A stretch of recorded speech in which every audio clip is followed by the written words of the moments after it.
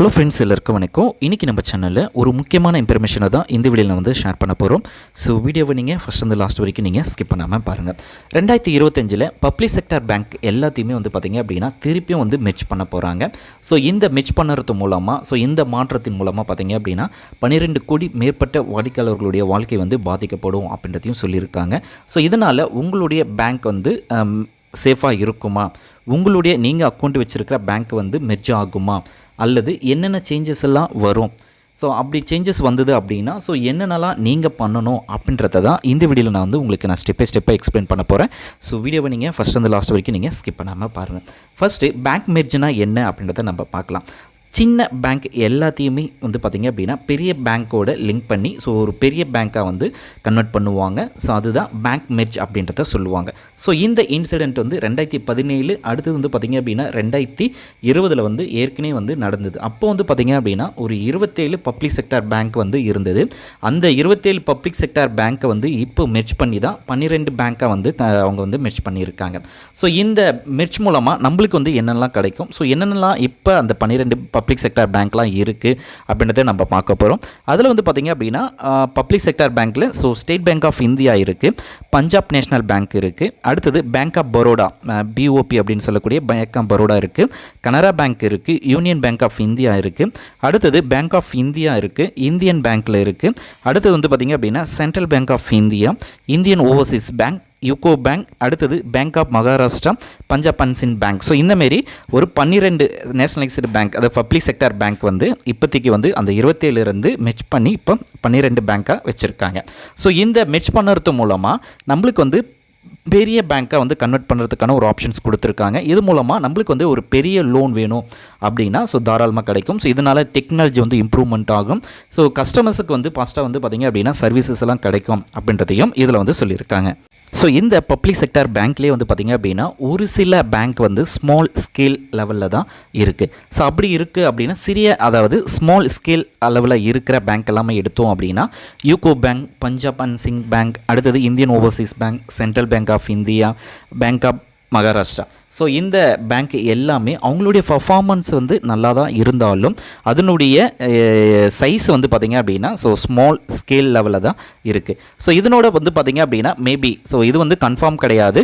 So இந்த bank எல்லாமே maybe SBI bank, Punjab national bank, Canara bank, bank of Baroda, இந்தமாரி பேங்க்கோட மெர்ஜ் பண்ணுறதுக்கு ரொம்பவே வாய்ப்பு அதிகமாக இருக்கும் அப்படின்றதையும் சொல்லியிருக்காங்க. ஸோ ஃபைனலாக நீங்கள் என்ன பண்ணணும் அப்படின்னா இதுமாரி மெர்ஜ் ஆகிட்டாங்க, நீங்கள் வச்சுருக்க பேங்க் அக்கௌண்ட் இந்த லிஸ்ட்டில் இருக்கா, அல்லது இது வந்து ஒரு ரிப்போர்ட் லீக் ஆனதுனால இந்த ரிப்போர்ட்ஸ் வந்து நம்மளுக்கு கொடுத்துருக்காங்க. இன்னும் அதிகாரப்பூர்வமான அறிவிப்பு வந்து வரலை. அப்படி வரும்போது கண்டிப்பாக நீங்கள் எந்த பேங்க்கில் உங்களுக்கு அக்கௌண்ட் வச்சுருக்கீங்களோ அந்த பேங்க்கில் வந்து கண்டிப்பாக உங்களுக்கு எஸ்எம்எஸ் மூலமாக உங்களுக்கு வந்து அலர்ட் வரும்.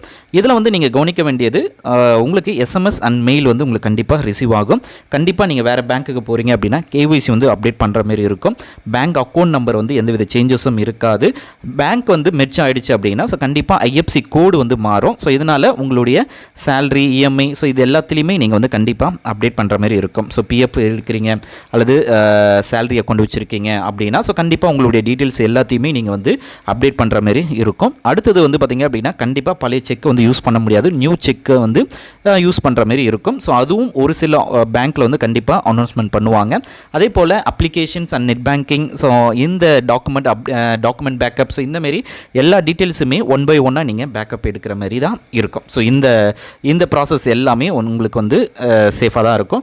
நமக்கு இந்தமாரி மெர்ஜ் ஒரு பேங்க், உங்களுடைய பேங்க் அடுத்த பேங்க்கோட மெர்ஜ் ஆகிடுச்சு அப்படின்னா உங்களுக்கு வந்து எந்த விதத்துலேயும் உங்களுடைய பேங்க்குக்கோ, உங்களுடைய பேமெண்ட்டுக்கோ, உங்களுடைய இன்வெஸ்ட்மெண்ட்டுக்கோ நீங்கள் வந்து சேஃபாக தான் இருக்கும். அதுக்காக நீங்கள் பயப்படணும்னு அவசியம் கிடையாது. ஒரு சில ஆப்ஷன்ஸ் மட்டும்தான் சேஞ்ச் ஆகும். ஒன்று, பிரான்ச் நேம் வந்து சேஞ்ச் ஆகும். அடுத்தது ஐஎஃப்எஸ்சி கோடு வந்து சேஞ்ச் ஆகும். நெட் பேங்கிங் அண்ட் அப்ளிகேஷன்ஸ் வந்து சேஞ்ச் ஆகும். செக் புக் வந்து சேஞ்ச் ஆகும். இந்த சேஞ்சஸ் மட்டுமே நடக்குமே தவிர ஆஸ் யூஷுவலாக நீங்கள் என்ன அந்த பேங்க்கில் வந்து பண்ணியிருந்தீங்களோ, ஏன்னா பப்ளிக் செக்டார் பேங்க்கை பொறுத்த வரைக்கும் ஸோ மெர்ஜ் ஆகும்போது ஸோ என்னென்னலாம் அப்டேட்ஸ் இருந்ததோ அதே அப்டேட்ஸ் வந்து உங்களுக்கு கண்டிப்பாக கிடைக்கும். ஸோ அந்தபடி பார்க்கும்போது ஸோ ஸ்டேட் பேங்க் ஆஃப் இந்தியாலாம் ஸோ ஆல்மோஸ்ட் வந்து ஏன்னா பெரிய லார்ஜ் ஸ்கேல்ஸ் கொண்டு அந்த பேங்க்ஸ் வந்து கண்டிப்பாக மெர்ஜ் ஆகாது. ஸோ மற்ற பேங்க்ஸை வந்து சொல்ல முடியாது ஸோ எப்படி மெர்ஜ் ஆகலாம் அப்படின்ட்டு. ஸோ இது மூலமாக வந்து நிறைய விஷயங்கள் வந்து நீங்கள் நடக்கலாம். ஸோ அதனால் இப்படி மெர்ஜ் ஆகிடுச்சுன்னா ஸோ பயப்படணும்னு அவசியம் கிடையாது.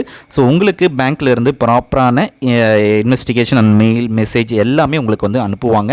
ஸோ அதையும் நீங்கள் வந்து கண்டிப்பாக நீங்கள் வந்து நோட் பண்ணி நீங்கள் வச்சுக்கணும்.